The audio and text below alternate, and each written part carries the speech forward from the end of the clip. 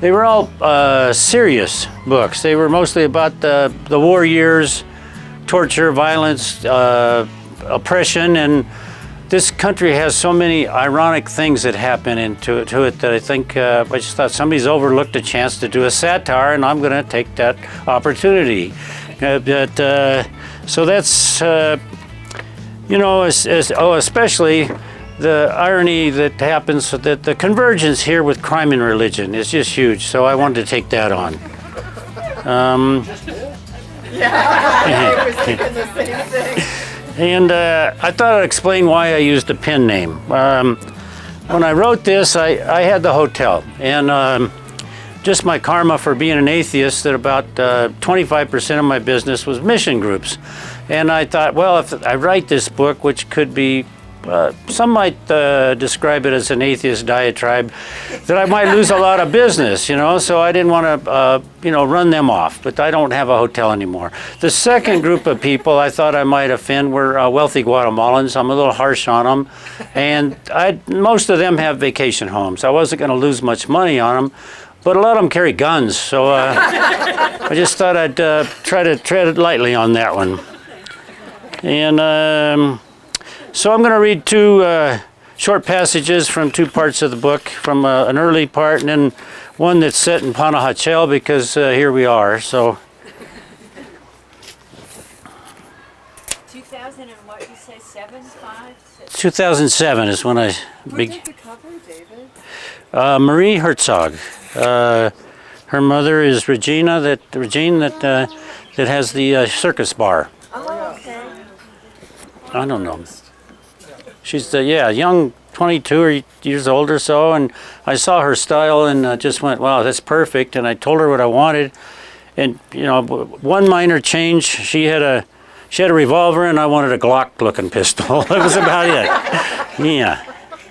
Okay, so I'm going to start here on page 10 rather than beginning, because I think it moves the story along a little more. Let me get that down a little. My miserable family situation is difficult at the moment, but that is not my real problem. No, it's those goddamn Bibles. They are my real problem. 30,000 Bibles. 30,000 real nice Bibles. An excellent translation into Spanish from the original tongues, with the former translations diligently compared and revised, including authoritative footnotes from various sources. Printed in Germany, superb color illustrations, including Jesus the Blonde. High quality, non-acids greet the paper, finely bound in gold embossed leatherette. This is an extremely handsome edition, and I'm beginning to think I won't be able to sell a single volume. The container load of Bibles was donated by the Lutheran Church Mission of the German Federal Republic, intended for the poor, and I might add mostly illiterate, indigenous peasants of Guatemala. Last week, a truck backed up to my storeroom and two guys unloaded 1,000 boxes. I was thinking, easy money. Send these Bibles out to the village markets, wait 2 or 3 weeks, collect the money. They'll be sold in less than a month. What could be easier than selling a pile of Bibles in a country full of religious fanatics? It seemed like a breeze compared to getting rid of the cocaine that Ernesto found when he was inspecting a container of Colombian porcelain sinks and toilets. Now, the mountain of Bibles has been sitting there without a single sale for over a week, and it's making me very nervous. What in God's name was Ernesto thinking when he sold those Bibles? There they sit, stacked neatly in their sturdy cardboard boxes with their shipping labels in both German and Spanish. They fill the storeroom behind the carport, which was, until recently, adequate for my storage needs. But the sheer volume of storing them, all those goddamn books, necessitated that I make use of the maid's quarters. She now drags a small folding cot out of the laundry room each night and sleeps in the kitchen. I assure you the cot is better than the bed that she had when she had back in her flooded pueblo before we hired her. As soon as I find a market for this sacred merchandise, Maria can use her bedroom again. I might even find her alarm clock behind all those boxes. Those fucking Bibles. I can't say I was in the right place at the right time, because it would not be a fitting comment. I was merely in the place at the time. I never actually considered the consequences of what I was doing. Now I have misgivings, both moral and, more importantly, legal. Well, I must confess, I find it difficult to dwell on traditional moral misgivings. After all, very few of the Indians who would have been the recipients of the free Bibles can read. Sorry, I got an extra page here. And even if they did know how to read, it would not be in Spanish, but rather one of those 28 horrible-sounding Mayan dialects. Most of their languages are not written anyway. How can you write languages which sounds like birds chirping, clearing your throat, grunting, and spitting? I will sell the Bibles to Ladino Christians who can at least read them. The German Lutherans were naive to think they could give away such nice Bibles to uncultured Indians. This is, after all, a true banana republic with a lengthy history of institutionalized corruption, of which I am but a small instrument. I know it's what you call a cop-out, but truly, if I don't do it, somebody else will. When I'm done selling the Bibles, Louisa can make a contribution to the school for poor kids at the river camp so that someday a few of her Indians will be able to read the Holy Scriptures. That is, at a future date, when more Bibles are donated. Last night, I never really expected to be sitting on the sofa with my wife and son in our living room, enjoying one of those rare Sunday evenings at home with the family, watching the Channel 3 news, only to see crowded churches in the Highlands full of tearful Indians wailing and crying about the long-promised shipment of donated Bibles, which never arrived. My wife stood up and screamed at the TV, "Oh, Dios mío, qué clase de hijos de mil putos son que roban Biblias de los pobres campesinos!" This sudden outburst caused me to spill part of my contraband Johnny Walker and Diet Pepsi on the rug. It was the first time in many years I had the pleasure of hearing her use profanity or get upset enough to scream. She crossed herself and kissed the ever-present cross which hovers over her bosom. Her cross is made of ebony. Jesus' body is made of silver, and the skin is a chemically oxidized black color because it is El Cristo Negro de Escopulas. The great artist who created this horrid piece of jewelry painted realistic-looking bright red, dripping blood on the hands, feet, side, and the top of Cristo's head. Probably nail polish. The cross, I'm not exaggerating, I measured it, is 5 inches across and 8 inches long. 2 years ago, a couple of young gringas were sitting at a table next to Luis and me in a trendy bistro in the fashionable Zona Diaz in Guatemala City. The girls were the multiple tattoos and piercing variety. One of them pointed at Luis's necklace and said, "Oh my God, isn't that the tackiest piece of fucking Jesus jewelry you've ever seen in your life?" "I don't know, man. I think that shit would go with a black goth outfit and white makeup," answered her companion. Luisa finished eating in silence. As we got up to leave, she turned to the young women and said in her accent-free English, "I hope you enjoy your vacation in our country. By the way, it is considered bad manners to comment negatively on someone's jewelry in front of that person, especially when their jewelry is a representation of the Son of God." Their facial features expressed equal parts embarrassment and don't give a shit. I like the kid's attitude. I have never seen anyone but a nun wear a cross as large as the one which dangles from my wife's neck. Sometimes I think she might be happier as a nun. That cross contributed to the ruination of our sex life. She did not believe me when I told her that it upset me during the act of consummating our marriage, that is, during the act of physical love, to open my eyes and see that figure of a bleeding man being tortured so cruelly. I am more sensitive than Luisa will ever know. Last night it occurred to me that due to the hysterical response to our crime by the religious zealots of this nation, the cargo now locked in my storeroom in the maid's quarters is more dangerous than any of the stolen merchandise or even the cocaine which has been stored there previously. I instinctively reached into my pocket to make sure I had the keys to the storeroom in the maid's quarters. Louisa is curious about what I have locked up in those rooms. She wants to know what I keep in there, but at the same time, she's afraid to ask. She has almost never mentioned the storeroom since I began using it, preferring not to know how we've come by the nice house, the new furniture, the Suburban, the appliances, stereo TV. She is in denial, but she's not stupid. She must realize that things changed after our fateful encounter with my first cousin Ernesto last New Year's Day. Okay. Thanks.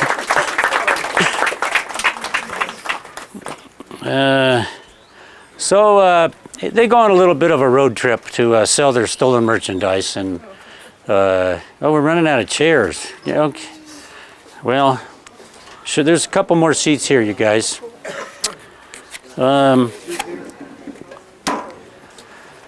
Okay. We wind down a steep hill and end up in the tourist town of Ajuchan.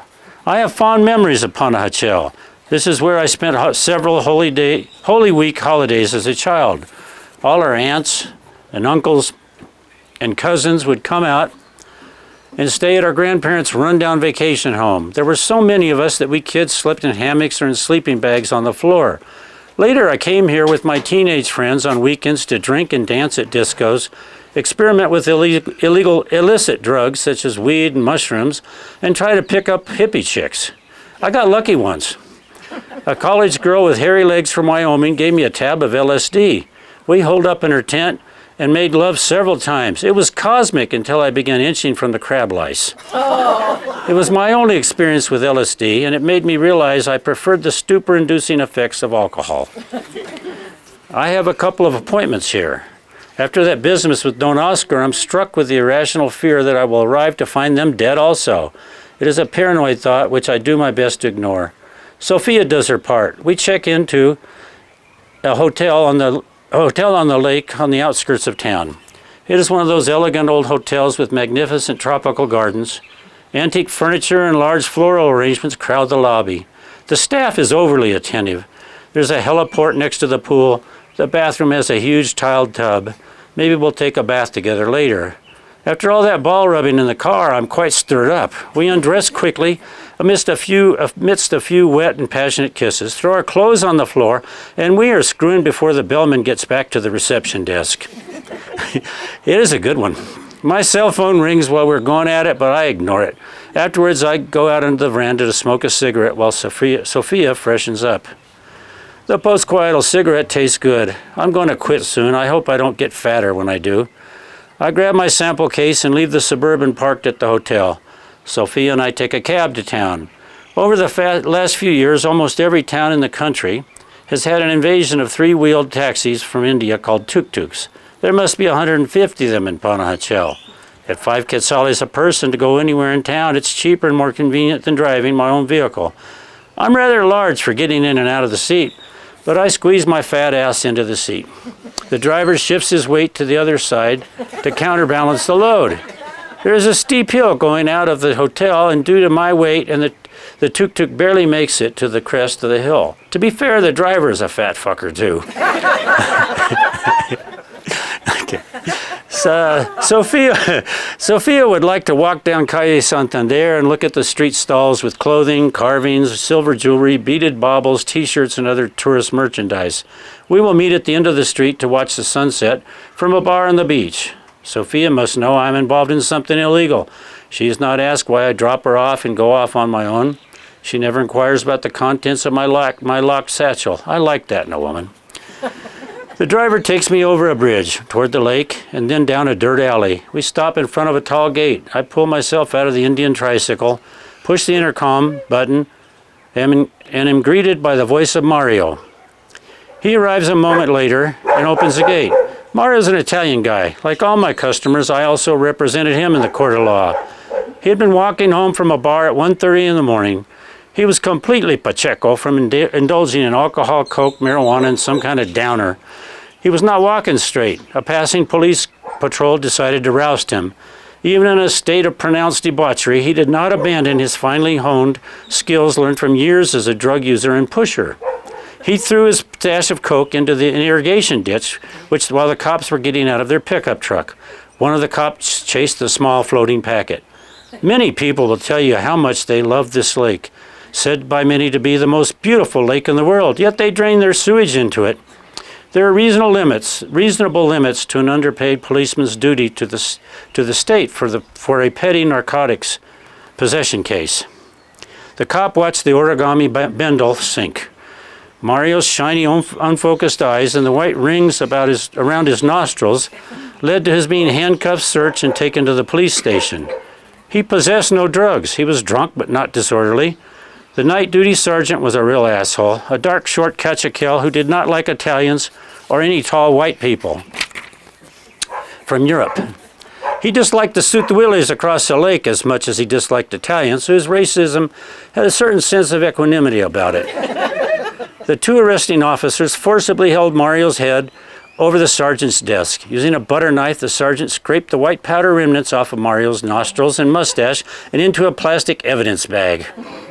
Mario's friends cleaned his house and called me. I bailed the poor guy out of the Sololá jail 2 days later.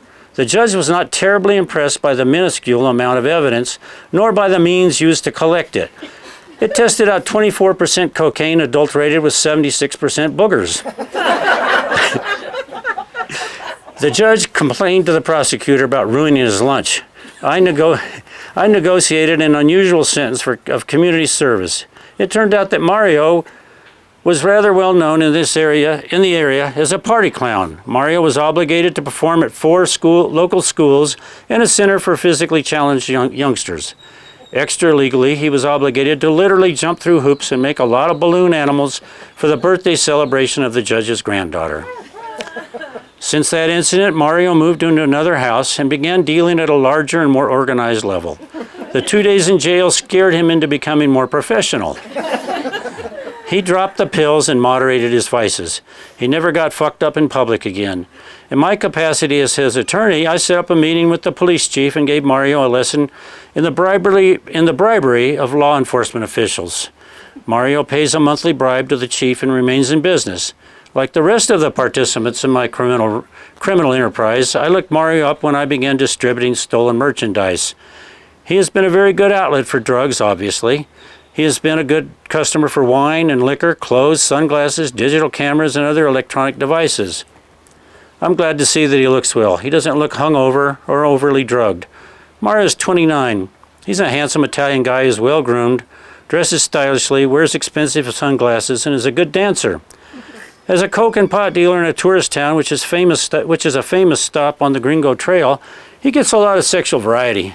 He's one of those guys who loves to share a few details about his recent conquest in his charming Italian accent. I'm the kind of guy that likes to listen, so it's okay.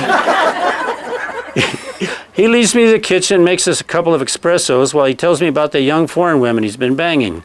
The kitchen smells great. On the stove simmers some kind of a sauce with tomatoes, garlic, basil, marjoram, beef, pork, and a hint of anchovy. I try a spoonful of the rich sauce. It is delicious. It is part of a dinner as foreplay he has planned for a Norwegian tourist who's coming by later. Mario's bragging includes a few digital photos from a camera I sold him. I suggest he use his laptop, which I also sold him, to make a PowerPoint presentation called Mario's Conquest. He likes the idea and misses any hint of sarcasm in my suggestion. Oh, thank you. Oh, yeah. Well, anyway, any questions or comments? I'm thick-skinned, so go ahead. So where'd the idea for the Bibles come from? It's fabulous. I think I read about a container load of some odd thing that was stolen one time, and I just switched it to Bibles. And it was something the guys, they really made it was really noticeable because it was, it upset the public, but it wasn't Bibles. I don't know, just a stone probably, yeah. Oh. The Bible's being stolen in the late 90s. Oh, yeah. And there's an editorial in La Prensa begging that there not be another civil war between evangelicals and Catholics over the stolen Bibles. Okay, so maybe I did read about it in the news. I can't remember, yeah. He's right, that's where I read it. I remember thinking there's something that was stolen, but it was Bibles. Yeah. A Bible thief here in Ajuchan. Honest to God. She would go to Lloyd's church where they had free Bibles and she'd take them home. Take it and sell them. No more. No, she was not. She was not an indigenous. She was related to Sarah.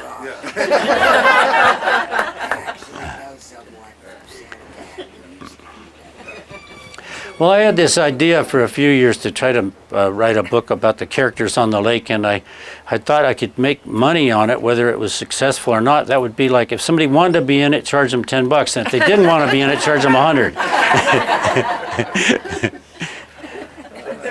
about an atheist doing the Bibles that's just the best. The juxtaposition, yeah, is really Have you had fabulous. anybody that's not as experienced of culture rally in Guatemala read it and what they're? Because I'm curious, I can't see it anymore.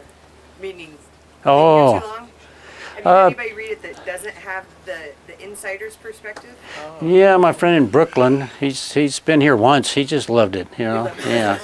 But he said it reminded me reminded him of sitting across the table from me drinking rum and me telling stories. Similar stories could be told from other areas of the Caribbean. Just saying. Yeah. David, have you ever heard of Bill Bryson? Yeah. Yeah. He's a great humorist, a great narrator, and the humor in the story just flows, and you're very close to him, and he's like famous, rich. Bill Bryson, I'll look it up. Yeah. So keep doing it. Well, if it's any modern author I really admire and love every book he writes just about, it's Carl Hyacin. And, you know, his warped sense of humor, I think, resonates with me, let's just say. Yeah. Oh, great flow. Yeah, no, love it. Second that. Can't wait. Well, that's a short Q&A here. Anybody else got already answered the big question. No, that's not Lisa. That was a Are you little gonna long. write another one? Yeah, I have a collection of short stories. And I've already published them on Amazon, but I thought I'd do a reading in 6 months or so because people aren't going to come again and that soon, you know. And and I'm working on a third one, an autobiographical novel. You're incredible. I just decided not to sit on the couch once I retired and get drunk every day. This was basically it. Got to save myself from TV. So do you feel satisfied with the book? Are you happy with it? Yeah, but even this printed copy, that's why I stumbled on a word, because I found that I put old and elegant hotel twice. I did it in one sentence and the next. So I feel like with Amazon, you can go through and they publish on demand. You can get rid of that, send it back in, and do it again. So that's cool. I've got one more last chance. I already went through and found about 150 commas that weren't right, you know, but. Pass it by me first. I'm a good Oh, okay. text editor. I'm serious. I volunteer. Yeah. Cool. Ask Don Ricky. How long did it take you, Dave, from the beginning to the end of the book to write it? I mean, you said you started in 2007. When did you kind of... I wrote most of it that year, and then I let it sit because I sent it out to some publishers and publishing agents and just gave up. And then once I retired, that was one of the projects I wanted to take on, but I had to build a house first. Then started working on it last year, and I probably revised it 12 times. Just kept finding things that would make it better, and I think that 16-year-old period I became a better writer. I think I was more discerning, and I'd look and go, this paragraph doesn't really need to be here. I like it, it's cute, but it goes, that kind of thing. But so I think I got more discerning this last year. So real answer might be 2 years, but I wasn't working. I was running a hotel when I wrote it to begin with. I'd get up at 5 a.m. and write for 2 hours before I went to work. Well, I can't. Yeah. Unless I was hungover. Yeah. Well, I just advise that when you read it, that you're sitting someplace safely I where think- you can fall down on the floor easily and roll around laughing because it's hysterical. some people got here late. Finished it. I'm ready to start all over again because this is the best giggle belly I've had in a long time. How did you come up with your pen name? Well, the Castillos, they're descendants of the pirates that occupied this country, 500 years ago. And I thought, but there's a lot of there's a lot of Castillos that aren't really related to the Castillos. And then Ajuchan, indigenous, because I wanted him to be truly Ladino, and he's very disparaging of indigenous people. But he's 1/4 indigenous, and he's just his attitude. I don't know how. So what does the narrator use to create this ruins that appear? It's a special It's a special greasy kid stuff that he got from a barber. It's not Moco the gorilla. It's another one. Yeah. Ask Trump. Well, since a few people came in late, I think I'll read a couple pages from the beginning. Okay. Jesus the Bible Thief by Jesus Castillo Ajuchan. Chapter 1, Puerto Barrios, Guatemala, 2002. My pathetic problems, which are mostly my own fault. It is another terrible day for me. 7:30 in the morning and it is already hot. It is Monday, and even at this early hour, I feel little optimism toward the outcome of the rest of the week. In fact, it feels like the beginning of another lousy week. I can't get used to this heat. I don't think I ever will get used to it. We have air conditioning in our house. At least we were told the house was air conditioned when we purchased it 10 months ago. In truth, the living room and the master bedroom have small air conditioners hanging out of crudely excised rectangular holes in the walls. The air conditioners are inadequate for the size of the rooms in this climate and are already beginning to get quite noisy. At the moment, I cannot complain about the noise because we are experiencing yet another one of our not uncommon power outages. I am trying to shave by candlelight while avoiding slicing the tops off the pimply heat rash which has sprouted on my neck over the last few days.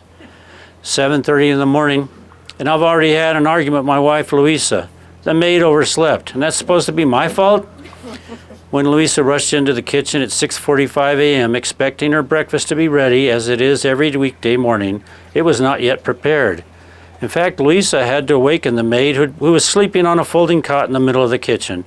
This was accomplished by Luisa's shin, which banged painfully into Maria's cot as she barged into the kitchen. Luisa moves around quickly, more quickly than anybody I've ever seen in this heat, and the swinging kitchen door hit her on the ass and knocked her on top of the drowsy maid. "This is your fault," she hissed at me. Maria never overslept when she was allowed to sleep in the maid's quarters.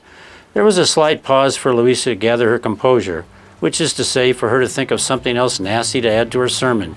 "You've filled her room with God knows what. You've even managed to somehow lose her alarm clock in the process," she added as she slammed cupboard doors and banged pans around in the kitchen, attempting to remember where things are kept and how to prepare breakfast, and reminded me of the reason why we need a housekeeper and maid in the first place.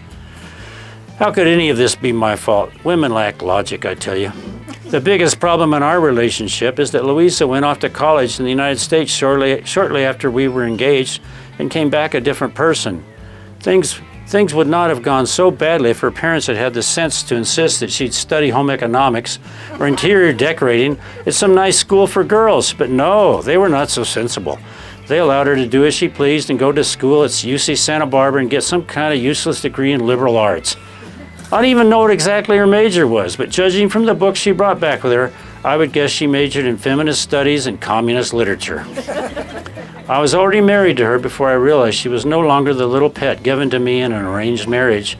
I don't know how things went so wrong. Moving here, a fresh start, a new house, a new car, new appliances, making more money than I've ever made.